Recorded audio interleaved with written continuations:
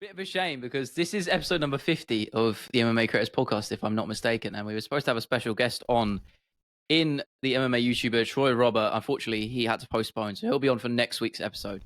So we're going to have a regular little chat about today, all the MMA news going in. Yeah, is that what I said? No, but that's what it is, right? Yeah, that's what it is, yeah. But that's the game we play. That's what we get with content creation. You never know what's going to happen.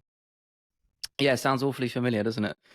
The first thing I was going to ask you is, I mentioned this just before we got on air, was your t-shirt. You're repping the Casuals clothing brand, of course, your own.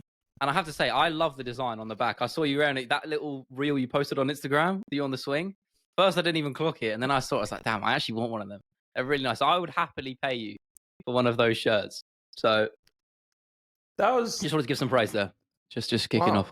I didn't expect that. You caught me off guard. I thought we were just gonna get into a few things. That was a genuinely nice compliment. Nice, so yeah, thank you for that. I appreciate it because this is just the prototype. This is just one that honestly I've been playing around with because the ideas and the concepts I've been toying around with for a while. So this was just one of them, and I didn't love the way that it came out, but the design and the effect of it, I do like, and I did it. Dream up. So I'm glad that you enjoy that. And I'm a sucker for designs on the back.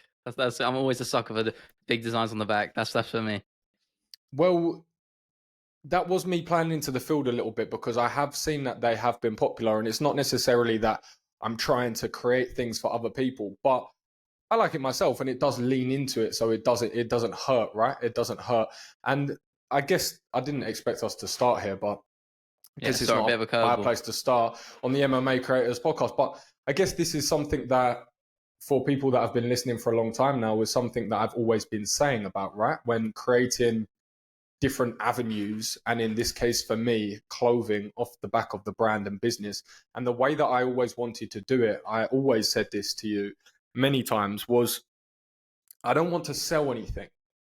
I don't want to sell an item of clothing. I don't want to do ads. I don't want to market. I don't want to do any of that. I want to create the clothing that I enjoy, that I want to wear. I want to have limited pieces of different things.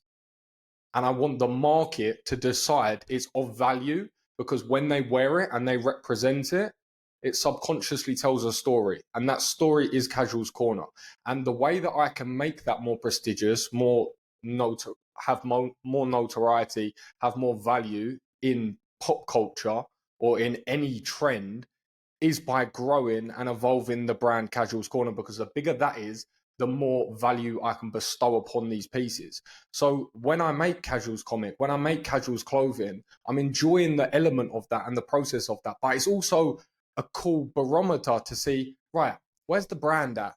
How much do people know the brand? How much do people recognize it? How many people want to consume it, So it's also just a fun way to gauge where I'm at. And there's many different elements around it. And the last thing I'll say on it is, you'll see with the Instagram page that I made, one thing that I took from Paddy Galloway, you'll know who that is. And if anyone's listening that doesn't know who that is, and you're into YouTube or editing or social media, go and study his YouTube. This is the best bit of game I am going to give you. And Leo, I know you'll be nodding. It's a nice nugget. Because, no, he's right. He's right. Because this came out of nowhere, and this is the best bit of advice, because usually with content creators, you have to vibe with them. And if you absorb data in a particular way, sometimes some aren't better for others, but this guy will be good for everyone. There's something to learn in all of his videos about social media. And I watched his, and he done one about Logan Paul, and he done one about his clothing brand and the advert that he made for his clothing brand. And it was essentially just telling the story of Logan Paul throughout the entire advert, right? Throughout the entire promotion. And then Paddy basically broke it down and said, where did he mention the price? Where did he mention the sale? Where did he mention the t-shirt? What they're doing, what they're selling? Where did he mention the fabric, the qualities of it? Nowhere. Not once did they mention the clothing. They was just telling you the lifestyle, because you will want to buy into that. You want to buy into a lifestyle and a subconscious image that it represents. So that's what I've been doing with the social media. I've not been posting model photos and trying to say, okay, buy it here, buy it now. Not that there's anything wrong with that. That's just not the approach I want to do. That's just not the approach I want to do. It's not that there's anything wrong with it. I'm just documenting everything that I'm doing. And in turn, I am wearing the clothes that I want to wear. So it is as authentic as it can possibly be. I'm creating it because I want to create it. I'm wearing it because I want to wear it. And I'm showing you what I'm actually doing in a day-to-day. When I'm at the airport, I'm really there. When I'm in the training room, I'm really there. When I'm filming in the kitchen and doing a Food Fighters episode in the gym, I'm really there. And I am wearing these things. And they'll eventually, after 10 years, there'll be enough value through the market that the brand will be very valuable. I very much believe that. So this is what I believe it is at the start. And what I said, sorry, this is long, but it's got me on one. What I said before about, I'm very fortunate that I have mentor that has built and scaled one of, if not the biggest designer. you got a little pit stop. The biggest designer child's clothing store in the UK and sold it to a massive corporation for X amount of million. Lucky to have them. And the first thing that they said to me, I will never forget it. I always remember it. When I said to her about the idea I had, and this was a couple of years ago, and what I was planning to do and different things. And she said to me, you just need to get it in the hands of one person. One person. Yeah. Everyone tries to get in the hands of hundreds of thousands and millions. No, you need to get into the hands of one. And if you get it into the hands of the right one, that is all it takes. So what I'm basically saying to you, and the reason I say that is because I don't care about the short term. I really don't. I don't care about trying to make 1 million t-shirts, trying to sell 1 million, trying to make 1 million. I don't care about any of that. I really, really don't. I care about making the meaning behind the brand first and foremost, but getting it to the right person.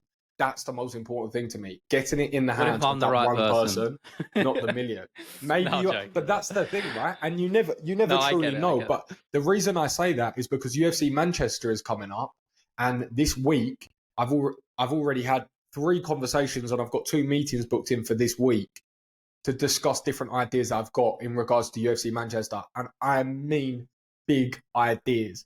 I've been chatting with a few people, and I won't say too much yet, just because still early doors. But UFC Manchester, I have every intention of creating something massive. And the general concept of what I want to go with is I want to do an exclusive giveaway that I'm just going to do somewhere in Manchester, where I'm going to give away t-shirts, I'm going to give away stickers, I'm going to give away casual socks, casual hats, casual sliders. Socks? I remember you mentioned this the other week, but I didn't know socks were part of the equation. Mate, these are things that I like. I like clean white, clean black socks. I like gym wear. I like chilled outfits. Smart. I like basketball shorts to children. It's the things that I want to wear. It's the things that I want to wear, I like to wear. So I just basically reverse engineered. I thought, I wear the same outfits every day, and I know the sort of clothes that I like. Why not just make my own? Because I wear the same sort of things. I wear lounge wear, I wear gym wear, and sometimes occasionally I wear smart wear as well, but very infrequently because I'm always doing things like this, right? So I built my own clothing. So then what I want to do is get my comics, get all of those items, just do a giveaway, like 3 giveaways, just do it in a creative way. I'm still thinking about a creative way that I can do that. And then I want to team up with a couple of local businesses with food to do food giveaways on top of it. So I'm just going to be giving out things like sandwiches, things like lasagnas and meatballs and things like that. Yeah, just food.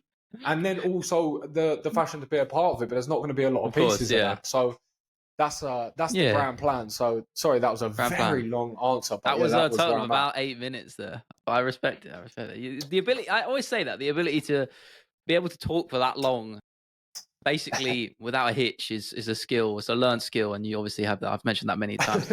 But obviously we were going to get into some MMA news, some topics which I told you to keep from me, so you could get me with them sort of off the cuff. What did you hear about this week in MMA news? Well, we've got a few things, to be honest. We do have quite a few things, but the first place I think I'll start, because it is quite a major talking point, and I just went on a live stream and I got a lot of questions around it. 2 names, 1 desert location, Umar Nurmegomadov versus Cory Yeah. Sandhagen is official for the UFC Saudi Arabia main event. Good fight. Yeah, I saw that this morning, actually. I'm going to just be careful how I say this. I just feel Cory Sandhagen, again, is just the man who gets slighted probably more than anyone in that roster. Maybe Bilal Muhammad actually takes first spot there, but No, I don't believe that. again, it's such an unjustified matchup. Cory Sandhagen, in my eyes, if I was Dana White right now, should be fighting for a title. He should be fighting Sean O'Malley at the Sphere at UFC 306, but he's not. Merab Dvalishvili's taken that spot, and that's the game. But this is what happens when you're inactive and you don't take your chances. You kind of get passed up, and that's not necessarily Sandhagen's fault. It's just the way the chips have sort of fell. And now he's fighting probably one of the scariest guys in the division who really doesn't have the name value, I'm going to say, or the number by his name to justify it. And the risk he's taking, the risk for reward for this fight is just not worth it. I'm sorry, it's not. He's not going to get paid extra. That's not really how the UFC tends to work. He's going to get paid his normal pay, fighting a guy who is really, if he loses to, is going to bring him right back down the rankings. And I fear he will, because the Nurmagomedovs, you don't bet against a guy whose last name ends in Ov. You just don't. And I worry for Cory, even though it's a styles make fight sort of thing. Because for me, if you put Cory Sandhagen against Sean O'Malley, I think it's his toughest matchup in that division. I do. But Sandhagen against Umar Nurmagomedov, I think he's going to have a tough time. I do. What do you think? I'll preface it by saying the truth of it is we've never seen him fight a certain level of competition. So therefore, we truly don't know. There is an element of unknown, and there is an element of he could be that guy. There is that. So I have to plant that seed before I go on to say what I'm about to say. Because I thought about this earlier, and it would only make sense. We're voting off emotion if we go Umar Nurmagomedov. That's surely quite factual, right? We're surely going off emotion. We have to be. We have to be. Because when you look at Cory Sandhagen, his skill set, what he's doing, what he's done, and the momentum he's building, and the fighter he's becoming, in what world can we look at him and go, yeah, I'm going to bet against him? I'm going to just stop you there. Don't you feel like we've had that someone conversation? That's never done it? Don't you feel like we've had that conversation so many times before, talking about a guy and then they've gone on to lose? Do you not feel like that? I feel like that's just history repeating itself, no? Let me explain. Okay, all right. 100% there's a chance he can lose. 100%. This isn't a guaranteed win. This is not a guaranteed win. But there is one thing that Cory Sandhagen understands, or in fact, there's two things that he understands. Number one, his motto, not words I've put in his mouth, is if I am good enough to be world champion, I can beat anyone. And he's one that truly believes that mindset, and therefore will take any matchup, any fight, when the time is correct, because he believes he should be better than him. And he's always someone that's proven that. So he'll go in this fight with every intention that he's going to clearly win this, first and foremost. Knowing it's a tricky fight. That's an important thing, right? That's an important thing. Second to that, it's just bad timing. He had an injury, then it's Merab next just because of what he's done and he wants to be more active. And Cory knows that. So he's got two options. He can sit out and just be inactive. He's a fighter and he believes that he will beat anyone. So he's going in with a mindset of, I can finish this guy. I've seen him hurt by guys that aren't even ranked. And I'm the best in the world, and I truly believe that. So I don't think I can go against Cory Sandhagen in this. Not with the 5-round experience. And I want Sandhagen to win, but I'm glad we're not against the 5-round experience that he's got in the Petr Yans. You know, these guys, these TJ Dillashaws, these are the very best. I know. Best. But everyone's had that conversation, you know? The Petr Yans and the TJ Dillashaws for hours on end, quite literally in the cage. I have to. But didn't we said the same thing? I mean, you didn't, but we said the same thing about Sean O'Malley. We said the same thing about I didn't say that about Jose Aldo. No, but I mean in the sense that you're like, oh, it's always that conversation of this guy hasn't fought the same level of competition as the champ. You know, well, they're the general examples. Oh, his resume is way better. He hasn't had that big step up in competition yet, and then the challenger goes on to win anyway.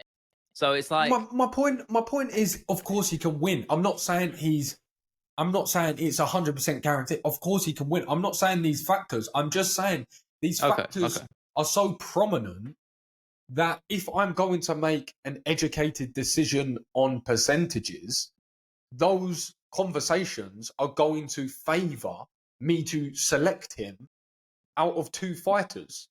I'm not saying that this is a guarantee he wins because of these factors.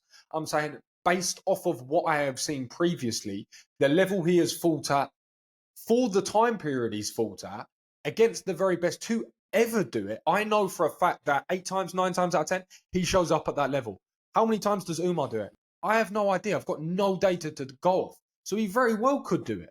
But the percentages are going to tell me that Cory Sandhagen is a safer option logistically. That's a what fair I would point. say. Okay. Yeah, okay. I'll concede. I'll fall on my sword just a little bit. Partially fall on it. So I'm not going to stab myself all the way through, just on the edge. I'll give you that little edge of the sword. Fair point. What else you been seeing? The point I was going to make, I'll give you one, actually. This is a little bit of a weird one. The Rock, I'm sure you saw this, recently started training for his new movie in which he plays, I believe it's Mark Kerr, who is, again, my knowledge is limited up front, but UFC vet, if I'm not mistaken. But they're doing a movie about him, and he just started training. I don't know if you saw the training footage, but for some reason he's just training in his underwear and a vest. I'm like, why? I don't understand. But I saw a lot of people laughing about that. But what do you mean? Good that he's doing it.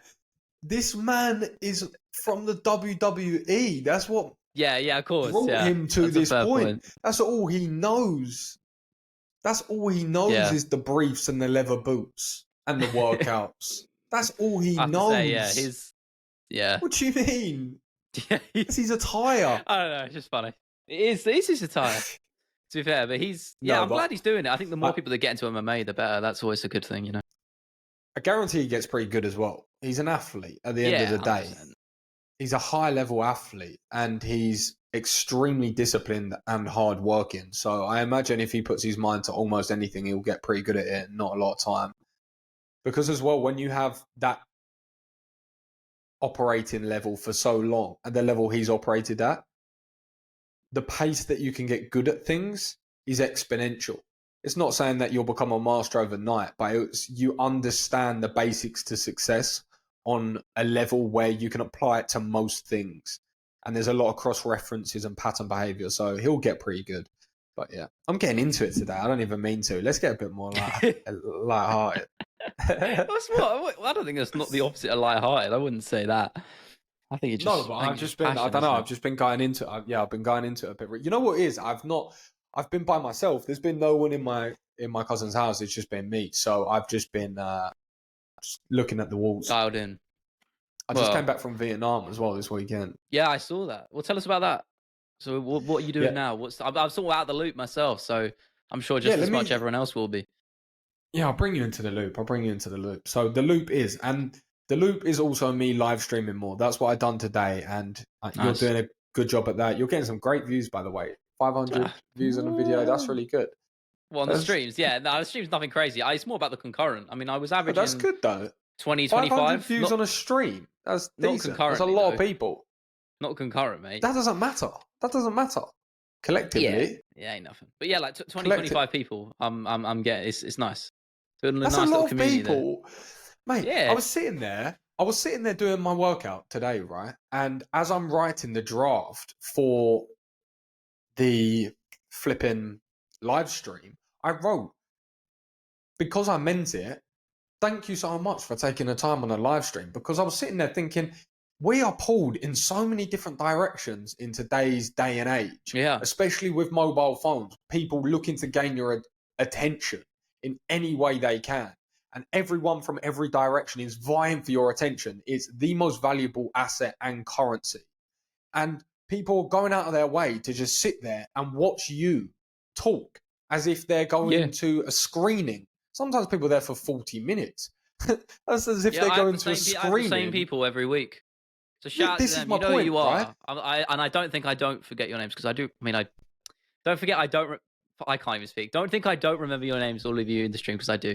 I'm not going to read out every single one, but you know you are. So shout out to all of them.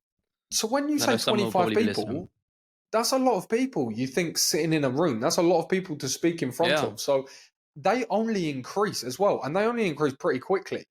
Even just me doing it more frequently, I had 1,000 people in there today, and I was only doing it whilst I was doing a workout, so it held me accountable to that, and then I could chop it up on the back end as well. No, I was going to say, the I was most, like, you just the most I've ever had, the most I ever had at one time. You know what? The most, it was crazy. It was Australia, I think. It was UFC Australia. I remember you saying this, 284. Yeah, 284. And I believe that it was 100,000 collectively, which I know in the general scheme of things is. But I was honestly sitting there just eating a baguette and some Australian there's sweets appeal in that, and watching. You know, There is. And the streams and the IRLs, I'm flipping. This, again, a bit of a side, but it's important that we actually talk on this, because if people listen to this for value, this is valuable, because these are some little mini eureka moments I've had throughout the week. Because a lot of times, the other day as well, you'll know, Leo, as well. Moments. You'll know that sometimes you know the answer. Sometimes you know there are things that you should be doing, or there are approaches you should be taking, or strategies you should employ. And for whatever reason, sometimes you're not doing them.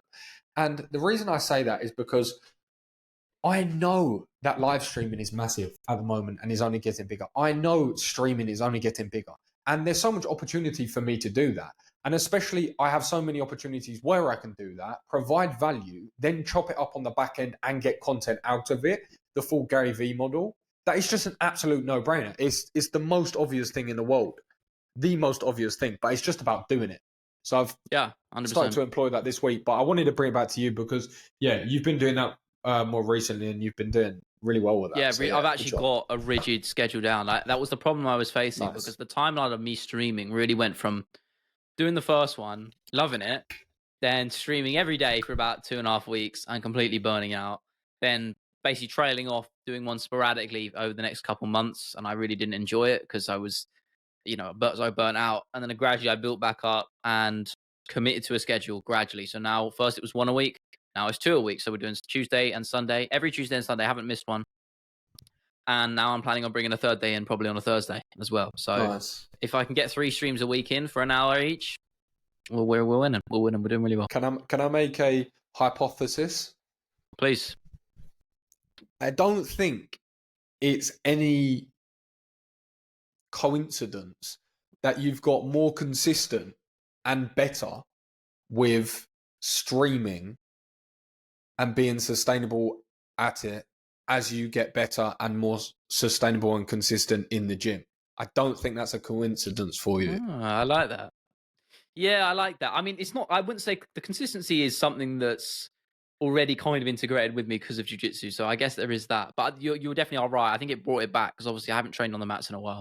So I think going to the gym is definitely more that sort of rigidity. But the more of them that you do, and the more new ones that you do, especially when you make those early gains, the more prominent it is to you. So I'm not saying you've never learned those skills before. I'm not saying you've never done 100%, that. But I'm saying 100%. when it's fresher and it's in a new form, I don't think it's a coincidence that you've got better at employing that. Because as well, it just keeps it fresh in your mind. Sustainability, consistency, and it's just sort of as if it's in this sort of arch in the back of your head, in this wave just muttering along. You can sort of always hear it, you start getting this internal dialogue after a day or two, and you're sort of like, okay, like that's when you realize you're starting to build sustainability and you've sort of managed to get those foundational habits, Yeah, and I'm really enjoying doing it too. It's nice. I'm always being able to interact with the community. I always said that was a big goal of mine, particularly this year, was building the community a little bit more, because my content doesn't necessarily support that. It's because it's faceless. It doesn't really establish that connection as well as something that you might do or some other YouTubers do, particularly in our niche. So I wanted to find a way to really foster that outside of my videos. So obviously streaming is a great example. The Discord, we're really active in there. We've got a bunch of people in the Discord now. And obviously I'm in there as much as I can be, interacting with my community, which I love doing as well. So yeah, it's going really well. So shout out to all those people who are helping make that happen. That's all of you. It's all the viewers and the listeners. So yeah, thank you. It's funny that you said that as well about the Discord, because that was something that You know what I did this week? Because I've got really big plans that I want to execute, especially coming up to UFC Manchester. I've got a lot of things that I want to do around that time and a lot of big projects that I have in mind. But I said to myself, I need to get the foundations, the core, the infrastructure more watertight. You'll know what I mean by this. You know, you need to get everything in play. You need to get all your ducks in order. You need to make sure what I actually mean by saying this is you need to make sure all your systems are tighter. You need to make sure all of your platforms are easier to navigate, are better designed, are a little bit slicker, a bit tighter. The processes are easier for you to replicate.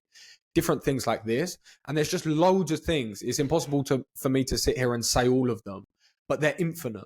And sometimes you need to, every now and again, you need to sit down and you need to really strategize, right, okay, I need to tighten all these angles up and become a little 100%. bit smoother, a little bit more professional, and a little bit slicker. And you have to do that every few months because things feel like they move very quickly. And I've done that recently. In fact, I did that yesterday, more to speak, because I really want to get on top of things and get things moving in a more seamless way before these bigger opportunities come around, because I think big things are going to happen from them. And I need to be in a position where everything is moving a little bit more seamless through a day to day. And for me, what that's looked like is just being very consistent on writing a to-do list of what I want to accomplish for the week, for the week, and then the day to day. And honestly, just doing that, and the rest will take care of itself. This is what I've learned. Just a to-do list for the week and the day-to-day, and the rest will take care of itself. That's what I've learned, and I just need to be consistent with that. If I can be consistent with that, it will change the game for me. I actually started doing to-do lists. I used to do, it only lasted a couple of days, and I kind of just forgot. It was at the end of my day, so the end of my working day, I would write on the notepad on my computer just what I needed to do for the next day. So I'd have the reminder, I'd have it all set up where I was, resuming exactly where I was, what mindset I was in, that sort of thing, right? So I could bring myself straight back into my working shift myself into the working mindset the next day straight off the bat. And because usually it takes me a while. This is just how I operate. It usually takes me a long time before I can really get into the working mindset. I don't really tend to start working till late afternoon a lot of the times, like on a normal day, like 3 p.m. onwards. And that might sound weird to people, obviously, because I can work on my own time. I still put in good hours. It's just my brain's not really in the right mindset. I can't shift it yet. So usually I'll get in the gym beforehand and I'll do whatever I need to just laze about because I'm lazy. And I'll work late. I prefer working late. And that works better for me, but I want to kind of work to shift that. So I'm working better into the morning. So I'm just not a morning person. What I'll say on that is, you say you're working to shift that. Why? Why do you need to? That's a fair point. I always said that's why I like working at nights, and I probably am more productive that way. But this is what people forget, right? It's the same with everything. It's a balance. And the question is, does it improve? Can you do it as effectively and improve it doing it like that? Yes. What are the negatives? Well, if you're getting a good amount of sleep and you enjoy it more and the work is better, there is no downside. Therefore, there is no need to change it. And everyone is very different. And if you have to remember, right? This is how I was thinking about it this week, and this is how I was abbreviating it in my own head. I started realizing more recently, and this is exactly what you're talking about here, of what I've been thinking. We have to think of ourselves more as athletes, as mental athletes, and we have to treat ourselves as professional athletes. And what you're saying there is, that's how creative athletes work. You cannot redline just at random sporadic times when you are doing creative tasks. That's not how it works. Sometimes you have to know yourself, know your schedule, know your ability, know your work rate, know yourself when you look in the mirror, that you're going to work hard, you're going to put the hours in. What difference does it matter if you wake up at 7 or wake up at 11 because of societal norms say, oh, this is my morning routine at 4 to 5? It doesn't matter. If you're a creative mind and you say that you know yourself intuitively, that you work better if you get up at 10, get to work around maybe 1 after you've had a workout, and then by the evening you're sort of in your good flow of things, why would that matter to change that? If that works for you, that works for you. And like I said, it is about knowing yourself intuitively. And I know I can resonate to what you're saying because I'm the same. I personally I'm getting a little bit earlier just because There's more things I want to do and be more efficient with my day, because that's what I'm noticing. I'm noticing that I can still go to bed at 1. And we have this luxury. This is the whole point of doing what we're doing, is because we have this luxury to work when we want to work. Like, exactly. That's really the crux of it. Yeah. Yeah, and that. Something else I was going to say. And it's like, that's why I flip and do it, so I can get up at one time. That's exactly why I do this, actually. So don't feel guilty about it. Enjoy it. Enjoy the fact that you can get up when you want to get up. I think that's the downside to the live streaming, really, in a little bit, because at that point, people are relying on you. People are waiting for you, and they're waiting on a certain time, right? So that instantly kind of takes it out of your hands, right? It's sort of, you can change the time where you want to stream, but you have to work around something, if you know what I mean. That moment you can be flexible with live streams. Of course, but I don't like to. I like having the schedule for that, because I feel like I'm obligated to, for those people. I don't like messing people around. You can't have your cake and eat it. So exactly. Do you like the anxiety, or do you like the, or do you like that's the, that's you the know, game, that's the sacrifice you got to make, but it's worth it. Of course, it's worth it. It's a small sacrifice for what I get out of it. So it's just some food for thought, really. But that's sort of the downside to it, because obviously with videos, you can kind of just create when you want to create. I tend to work loosely. I always have a rough schedule. I always post on Friday around like 6 p.m. But I can always, anytime up to then, I can work whenever I want to work. I can get it all done, blitz it, or I can spread it out, chip away at it, work at different hours. And that's the beauty of it. That's the fun of it. And that's just the creative process. That's cool. That is cool. When you put it like that, it's cool. It is, isn't it? If I'm sitting there listening, in fact, I'm sitting here listening to that, and I think, that's so cool. That's why I always applaud anyone in any medium and capacity that pursues an interest and gets to a point, whatever their story looks like, because everyone's different, but they get to a point where they can work full time on something they really enjoy. That is the sickest. And there's more opportunity to do that now than ever. There's more platforms than ever, more organic reach than ever, more opportunity to change your life in 100%, potentially one piece of content, but if not over 10 years, and the opportunity is there, and we're very fortunate. And as you say it like that, it sounds sick. So it's cool that you it's a perfect example. I'll just finish on this before we move on. Is the perfect example is this weekend. Normally I start my script writing on a Monday, and I was planning on doing a Jon Jones video. I usually do my idea generation on the Saturday or Sunday, and I was like, once I fully decided what I want to do, I get ahead on it on the Monday. And I'm doing a video on Jon Jones this week, but I was like, okay, we're gonna have to record the pod on Monday, so I'm gonna move it. Let's start the script a little bit earlier. Let's start it on a Sunday. And I did this last week for the Max Holloway video, or the week before, whenever it was. And I was like, let's get on a little bit earlier. So I chipped away at the script yesterday, and we got half of it done already. So now today, my workload's a little bit easier. So it's a nice feeling. So it's just being able to be flexible like that is great, and I don't have to work on a deadline. But at the same time, you do have to hold yourself accountable. That's also the other side of the sword is, you have to hold yourself accountable. You all of it is on you. That's all the responsibility. No one else can pick up the slack. It's down to you. So if you delay your working days and you build it up to like later in the week, that's a responsibility. You're gonna have to work later hours on that day, on a Friday, etc. So that's. But the beautiful thing about that, because you hit the nail on the head. But the best thing about it is, you really find out how much you want whatever this thing is that you say that you want. Mm-hmm. You really find out. You really, really do. Because a lot of people say very grandiose statements. I would love to do this. I would do anything to do this, or to do that, or to do this. And you get the opportunity to find out very, very quickly. And it cannot be cheated. And it is a very sobering moment sometimes. You get multiple sobering moments when you look yourself in the mirror and you think, I'm capable of more. I can do more. I can do better, at least. And it's a you versus you, to be honest. And all the results are you based. So it can be very gratifying and also very depressing. So it's a very difficult balance, and you have to overcome the downside of it for years, really. Yeah, it's really difficult. For years. That is. There's a lot of mental battle. I'm constantly at it, like with it, self-doubt. I'm sure you go through it. Everybody goes through that. But I'm saying it's only accentuated more in an independent creative space when you're working for yourself, trying to do all these things, because you're shouldering a lot of responsibility, and that leads to just a lot of mental conflict. whether you're doing the right thing, whether you're doing enough. That's always, mentioned many times before on the podcast. That's what it is for me. Never feeling like I'm achieving enough or doing enough, and then that makes you feel inferior. You're seeing other people. You're trying not to compare. It's difficult.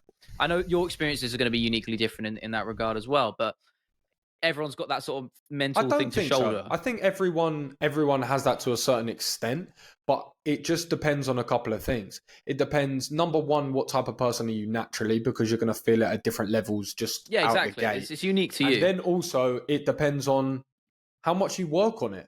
Because I was someone personally that I felt every second of that, every minute of it, every uncomfortable feeling towards that.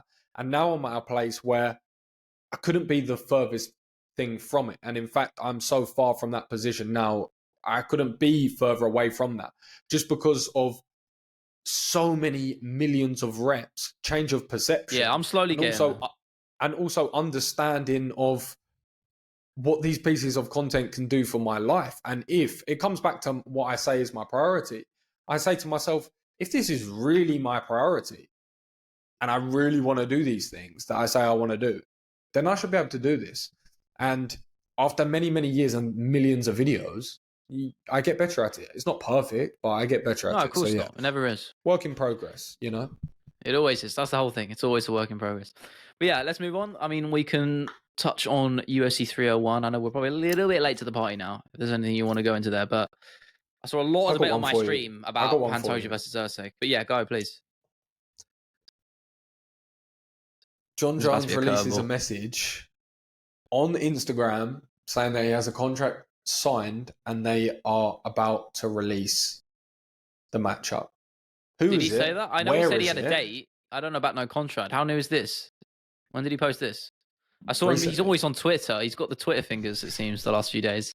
Seeing them all pop up on my Twitter timeline. Oh my God. You know, that's actually what sparks the reason I wanted to make the video on him. Was partly because of all this debacle on Twitter. Did you see? I don't know if I know you're on Twitter a bit and I see your tweets sometimes, but you know you can hide replies on your tweet, but you can press the hidden replies button. I saw that. So he tweets out, for those of you who don't know, because obviously you do know, judging by your expression, but Jon Jones tweeted out, who would you rather see me fight, Tom Aspinall or Alex Pereira?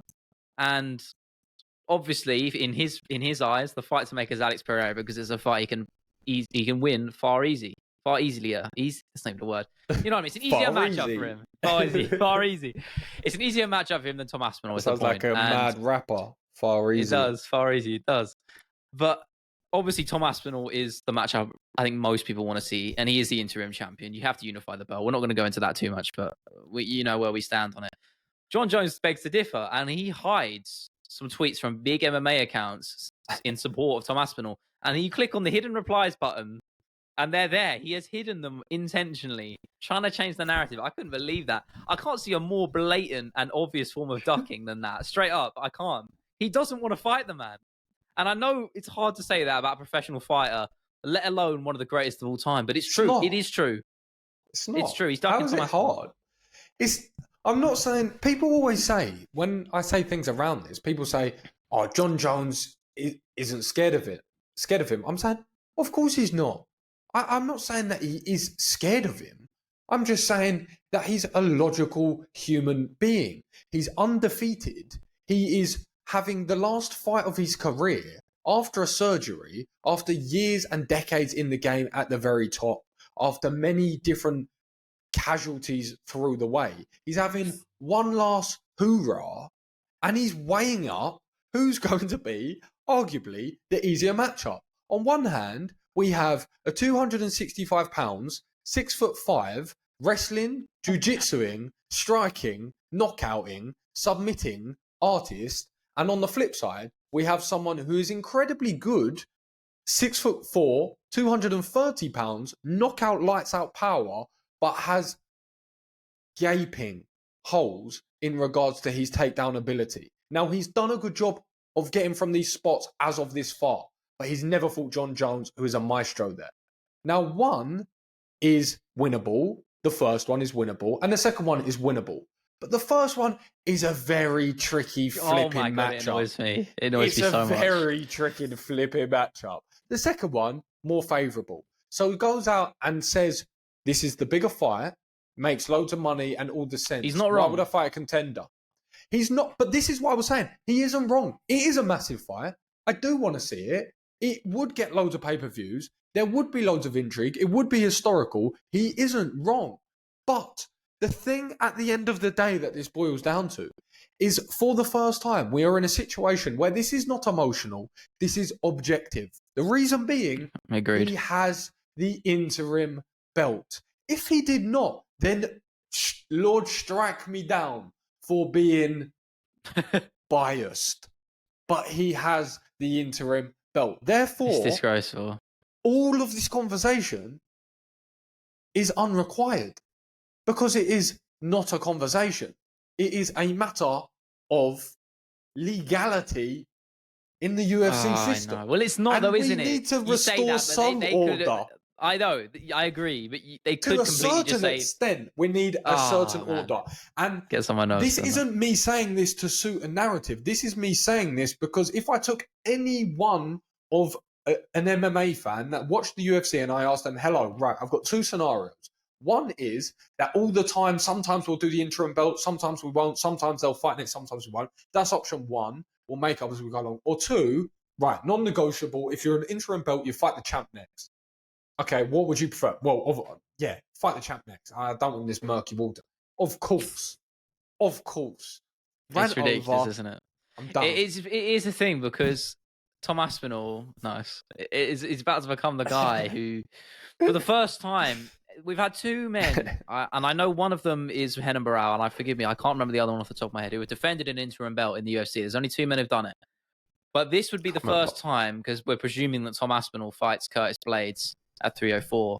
This is going to be the first time, this is going to be the first time that it's going to be purely purposeful. It won't be because of any, outside force, any injury, I guess. Well, I mean, no, Jones is injured, but that matchup could be made. They could make Tom wait for Jones, but they're doing it. This is what they're doing it. They're doing it with the full intention of making sure that fight doesn't happen and forcing Aspinall to defend an interim title. It's just ridiculous. I've said my piece many times on it before, but as we say this, I would just like to ask. I'd like to ask a question. This is what I want to say to anyone that wants to have this conversation, because this is what I always say to people. I try and look at things objectively, and of course, I want Tom to do well. Want Tom to be, yeah, of course, it goes without saying.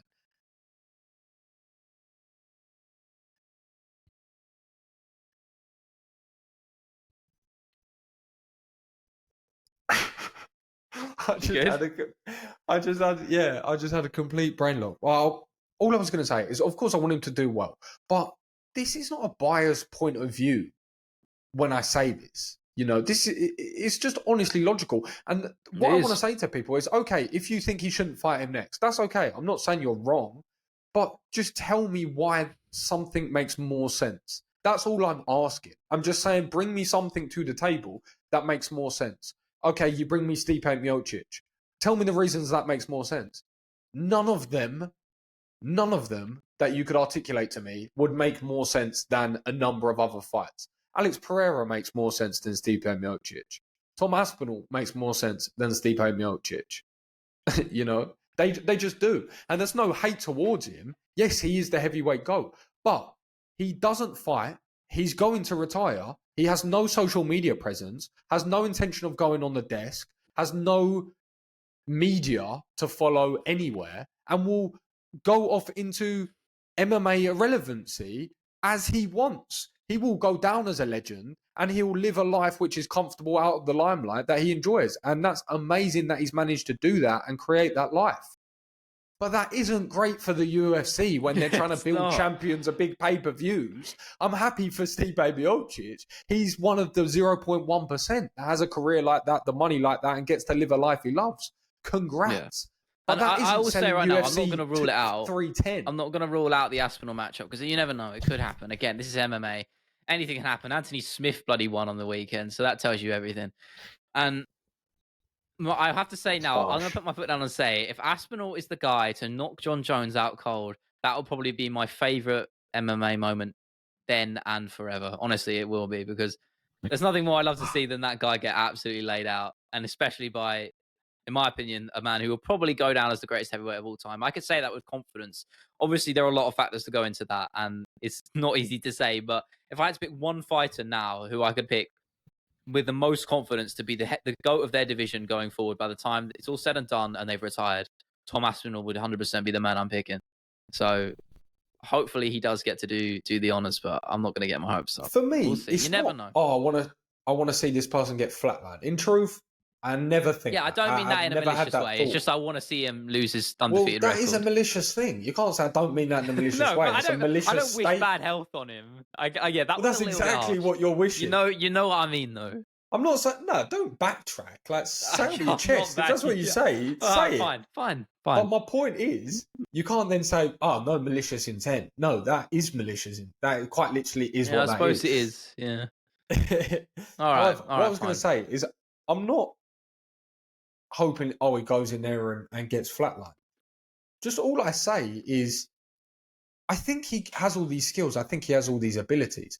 I think he has trained since he's 7, 8 years old. I think his dad was the first black belt in the UK, and they had a garage which was a jiu-jitsu gym, and they spent their entire childhood, adulthood, adolescence, teenage years in there, getting better, evolving, training to beat people like Jon Jones, watching people like Jon Jones. He has been in the boxing room with Tyson Fury, doing countless sparring hours whilst he's preparing for the greatest heavyweight boxers of all time in the Klitschko brothers. He has been in there with Rico van Hooven, the best to ever lace up the gloves in kickboxing.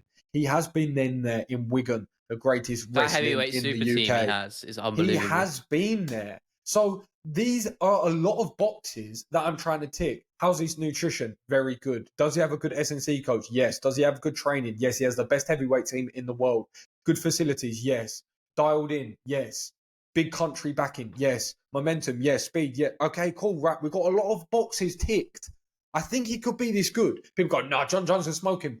That's okay to think that. You have a lot of reasons to suggest why you believe that. But let's find out. That is my point. Exactly. It's pretty flipping intriguing. I am intrigued. It may not go the way I think it goes, but that's why I want to watch it. Why people are saying confident. That's what winds me up about this ordeal. I know. There's no confidence. They're human. They're human. You cannot say with full confidence that Jon Jones will win. And I'd say the same about Tom Aspinall. You know, Jon Jones could beat him. It's Jon Jones. That's my point. Either way, yeah. But it could go either way. That's exactly my point. If I had to pick a logical pick, as you said about Sandhagen, so I have to give you the credit there. You know, you got to use logic here, and I guess you could use logic the other way. It doesn't even matter. We're going in circles. There. You know what? Sounded like Hugh Grant in like PS I Love You. There, that's exactly what. Is it PS I Love You? What's that rom-com that Hugh Grant's in? Oh, Notting Hill. Oh, probably Notting Hill, right? Is he in that? I'm pretty sure. One of them. I haven't seen it. Yeah. What did you say? I can't even remember what phrase you just said. But you sounded a lot like him. What did you say? But you know, you get my point. I don't know what I said. I'll look at it back on the edit. But yeah, point is, we go in circles on that. Realistically, it's a matchup we would love. I think, really though, the tide is turning on that. I think a lot of the fan perception is in favor of Tom Aspinall in that matchup. And honestly, it would not surprise me if the odds shift. And by the time, let's say that fight does get made, I think Aspinall will come out as a betting favourite. I honestly do. I hope he doesn't, because then I'll make more money. I don't think so. I don't think he will. I hope he doesn't, because then I'll make more money. I don't think he will. Honestly, I don't think he will. Because, as well, you have to think that a lot of people that will be betting on that fight or watching that fight may be older, more casual fans that are buying it or watching it for the fact that it is Jon Jones. So, again, not saying he can't win, but there's going to be a lot of people betting on that don't really watch or know the sport, that are going to side with the man that's unbeaten, that's the heavyweight champion of 2 weight classes. It seems like free money if you don't watch the sport, you know? Oh, what, the guy interim champ? Never really thought, nah. What, couple losses? 3 losses? Nah. I'm getting butterflies even imagining that matchup right now. That's how excited I am for something like that. Even picturing it in my head gets me nervous, man. It is. The only one that could rival it, and I don't think it's even close still, is Makhachev versus Edwards. I think that's the highest level fight you can make right now, personally, because I don't think heavyweight Jones is as technically, not as technically free as he was at light heavyweight. That's the sort of justification I'm using there. But you want to hear the biggest fight in? Do you want to hear the biggest fight in combat sports? Can I guess? Go for it. Is this a crossover thing? It is. Okay. All right. Let me. I don't think you're going to get it. I don't think you'd get it in No, 10 goes. I honestly don't. I really don't. Okay. But it's the biggest fight to make in combat sports. And you would never guess it. Ngannou versus Jon Jones. You will never guess it. And it's the biggest fight to make. Not Ngannou, Jon Jones. No. It's not the biggest fight to make. Because this is the biggest fight to make. Conor McGregor. It's got to be Conor McGregor. Has to be in there. Realistically, he's got to be one of them. Surely. Conor McGregor. Yeah. He is. I bet it's gonna be something stupid like Conor McGregor versus Khabib in the boxing ring or something like that. Do you want me to tell you? Yeah, go shit. The biggest fight to make in combat sports is Conor McGregor versus Ryan Garcia in bare knuckle boxing. What the hell? That's not where I thought you were gonna go. Nah, no way. I don't know about that. I don't think Ryan Garcia is a bigger name than some of the other boxers. Tell me why and how I'm wrong, please. No, that's a fair point. I mean, I just don't know. Tell me I always how felt like Ryan and Garcia. why I'm wrong, please. I'll compare this back to when you talked about Sean O'Malley being not necessarily a pay-per-view draw, but he is a big name and he's got a lot of social media presence. I'm going to draw that comparison because I think that's a similar position into where Ryan Garcia is now. But can I maybe less so after his win over Devin Haney, but I think less so than someone like Conor McGregor. Yeah, please go. State your case. Ryan Garcia has legitimate million buy pay-per-view numbers. He's done that. He's had those fights. He doesn't have a couple of million followers on Instagram. He has 10. He just had the biggest fight in boxing. Second to that, he is now in the news for steroids, which has gone into all sports and the mainstream, which is perfect when it comes to branding because people know who you are more often. There's a bit of ostarine in a tainted supplement. This is going to mean nothing. This is not going to do anything for his brand but bolster a bigger fight in the rematch. That's all this will do. Nothing ill will come of this for him. This is nothing but positive. Then, on the flip side, so he is currently the biggest face of boxing. He just is. With momentum and with performance, he's the biggest. With momentum and performance, he's the biggest name. At the moment, he really is. In regards to his social media as well. And then Conor McGregor is Conor McGregor. He's the biggest name in combat sports. Yeah, I mean, that one rises itself. You've got that. And then the other bow to the string, the other bow to the arrow, or whatever it is, can't even remember the saying, is the fact that he flipping owns bare knuckle now. So it's his promotion. Yeah. So it'll be under his own banner. So he is going to promote that into the stratosphere. Yeah, he will. That's a fair point, actually. A bit nefarious, though, isn't it? You could pay off the refs. You own the bloody organisation. No, I'm joking. I know they're independent, but commission. Yeah, I like that. Yeah, no, I like that. I don't know. I don't know if bare knuckles the way, though. Do you know what I mean? Obviously, it would do numbers. I'm not saying it's what I want to watch the most. I'm just saying to watch. Yeah, okay, fair 100%. Enough. That's a good point. Because the thing is as well with that is it doesn't really even matter how many people buy it because the world's going to see it. So whatever they make in pay-per-views, the world is going to see it. The world. So it almost, they could put it out for free and they would make an exorbitant amount of money from it, from the amount of attention, eyeballs, and traffic that will bring to multiple businesses and multiple social media platforms. That's what I believe. Yeah, I like that. You know what? You won me over. I think that's a fun one. I've been doing it more recently. It is good. It is good. No, you're good. You're very persuasive. I did say state your case. Fair enough. I like it.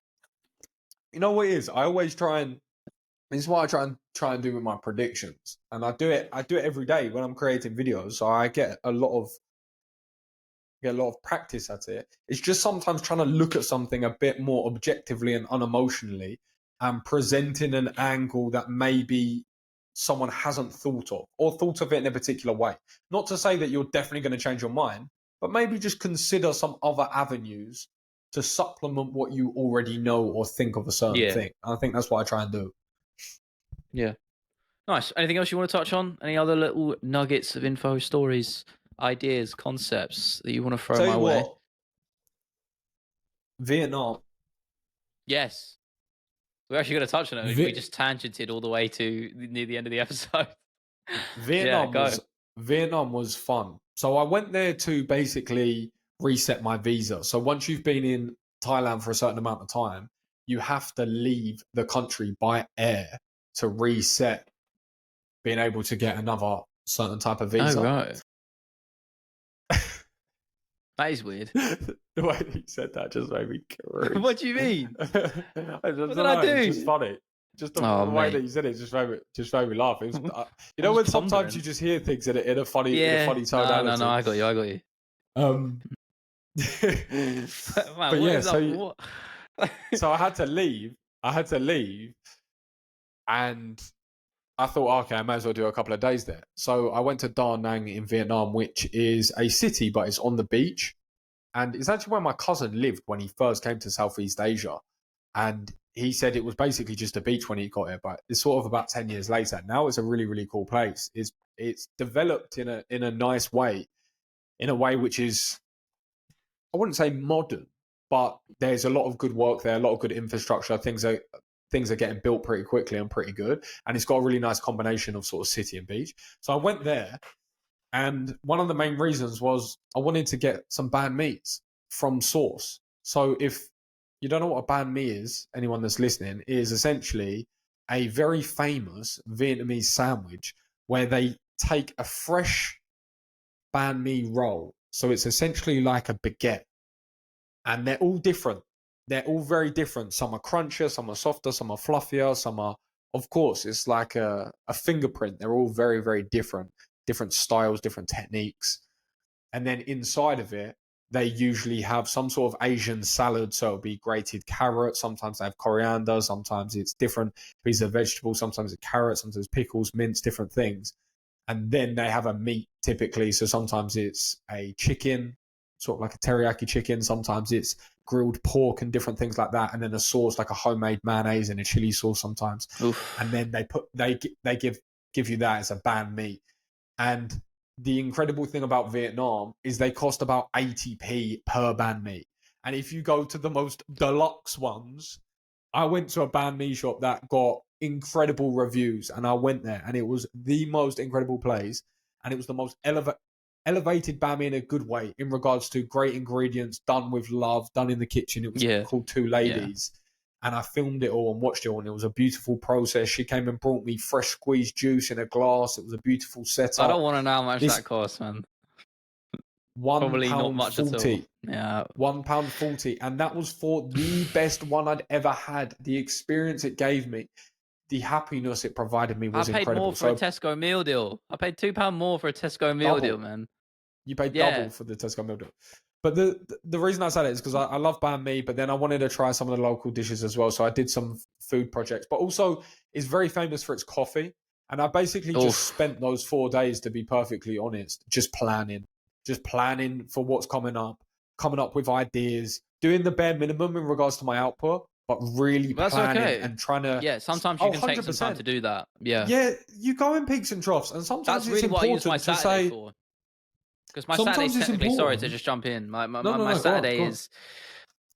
My Saturday isn't it's my day off, essentially, quote unquote, but it's a day off in terms of practical side of things, so actually getting stuff done.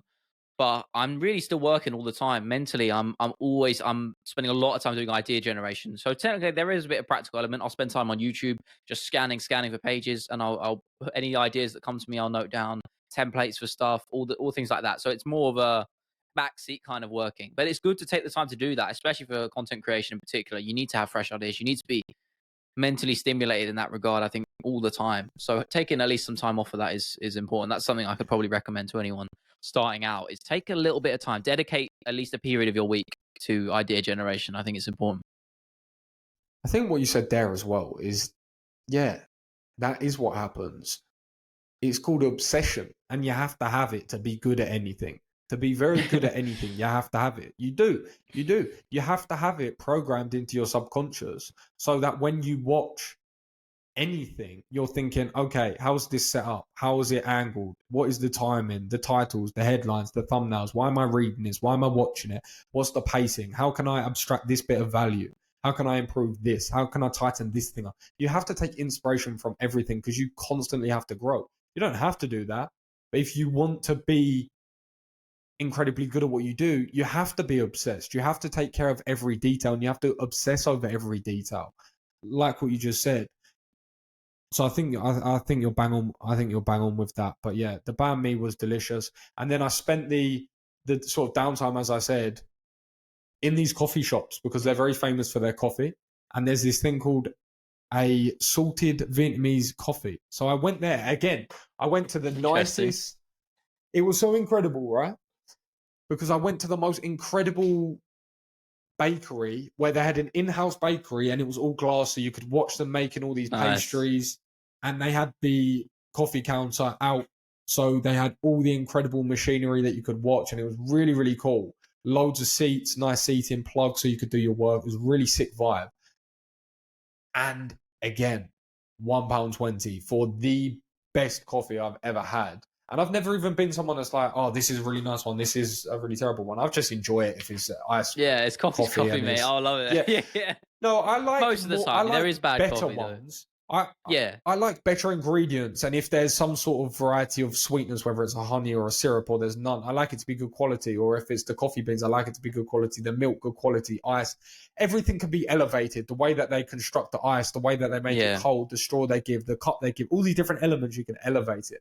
But what I'm saying is, I'm just happy still, even if I just have a can out of 7-Eleven with some ice, I'm happy. But my point is, this was delicious, and it was £1.40. And they do these salted caramel. Salted Vietnamese coffees where basically it's local coffee, iced coffee. You can pick which intensity. I want a little bit more intense, but then there's this sort of milky foam that they put on top, and it's sort of like salted. And then you have this sort of. I thought it was going to be a little bit sweet, but it was perfect. It was just a tiny bit there, a little bit salty, and then you had the sort of strength of the coffee, which was just local, and it was incredible. And it got me, and I was just sitting there all week, and I was asking for some of the papers that they use to roll the funnel sandwiches in. Oh, and no. I was just getting a pen and just writing on that, and I was just coming up with ideas, and I was coming up with clothing designs, and I was coming up with different things, content ideas. And I just spent a few days doing that. That's what I want to be right there.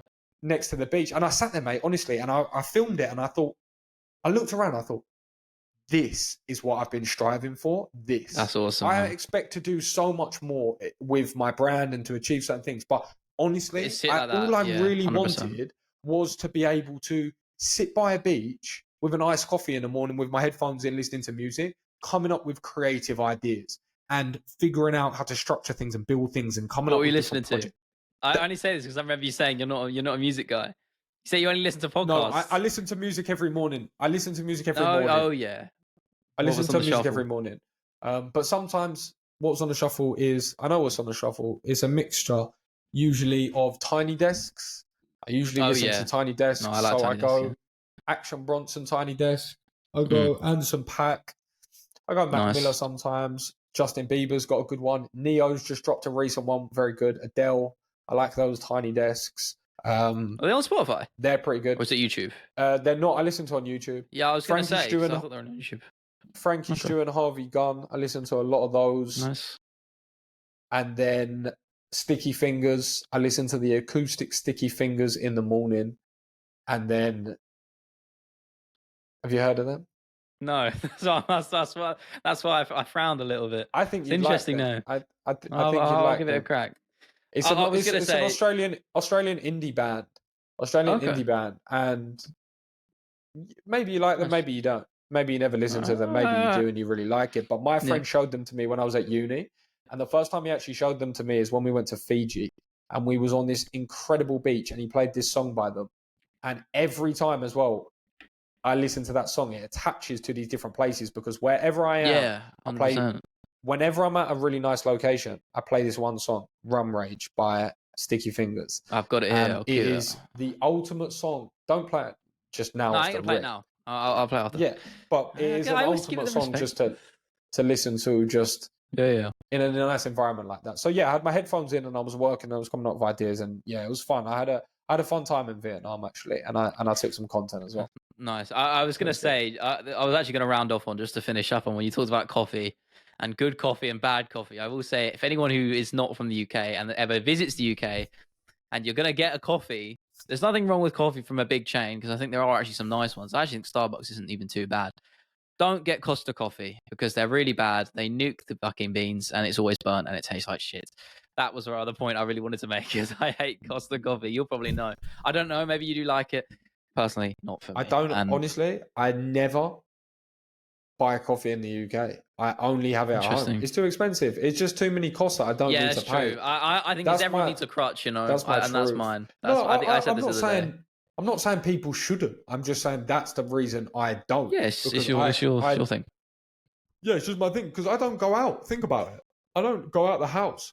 And when I do, I go to training and I come back. But I don't go out the house. So when I'm in the house, I just make my own one. So I'll buy a pouch of good quality one. But this was what I was going to end on, I want to make my own, I want to get my own coffee blend. And I've already. If you do that, I would 100% want to join you on that. If it's a separate business thing, I'm there. I'm in there straight up. I'm in there. I want to do that as well. all I wanted to do is, again, just attaching different businesses to what I want to do. Obviously, I'm doing the clothing now, but think about it. What I do with the clothing, what I spoke of earlier, is just I shown what I do in my day, and in my day, I always have a nice coffee. So I'm thinking what I want to do is I want to start. I was listening to a podcast yesterday, actually, really interesting. My brain said to me, you need to watch this podcast. And I was watching it, and it had this coffee expert on it. And it was on the Simple Man podcast, which is actually the B Team Jiu-Jitsu. And they never have these guests. Oh, nice. But it just happened to be him. And he was talking about how he sort of had this nootropic coffee blend that he started making. And then I started thinking of I like the idea of creating a really nice coffee that I like, that's a good caffeine, a nice high, a nice taste, a nice intensity that just I enjoy, that I want. And then maybe if I can, combining it with a nootropic in some way, if I can, look at the logistics. But the reason that I got so excited about it is because I wanted to do that anyway. But also, I've already got the packaging, and the packaging in my head is sick. And I know I'll make the packaging look sick, because I've got a really, really cool idea with the Food Fighters logo, plain white with the red, like the Japanese symbol, like a bag that I was inspired by the first ever one that I had. And then I'll just keep making content around it. You know the one that I mean, in the Japanese one, I saw it in the shops the other day. Yeah. Yeah. So my Food Fighters logo in the red, with the red paint effect, just in the middle of that, nothing else, just that, nice and simple as I like. And then every morning that I create content, and every time that I just make integration, I make an iced coffee, straight integration. I'm not telling people this is my coffee. I designed this, buy this coffee. It's just, this is what I'm doing. Oh, TikTok and shop. Someone says, "Is that yours?" And I'm like, "Yeah, that's mine." And yeah, if I want, then I can start going through the TikTok shop. That's a very good idea. I hadn't Have even you got that, by the way? I do. Another wavelength. Another wavelength. Yeah, but there you go. Yeah, it's a good way to round off. This has been the MMA Creators Podcast. Lovely little episode number 50. I had a great time. Good conversation. That was a good episode. We will see you next Sunday with special guest Troy Robert, barring any obstacles. It's going to be a great chat. Looking forward to it. We'll see you then. Cheers.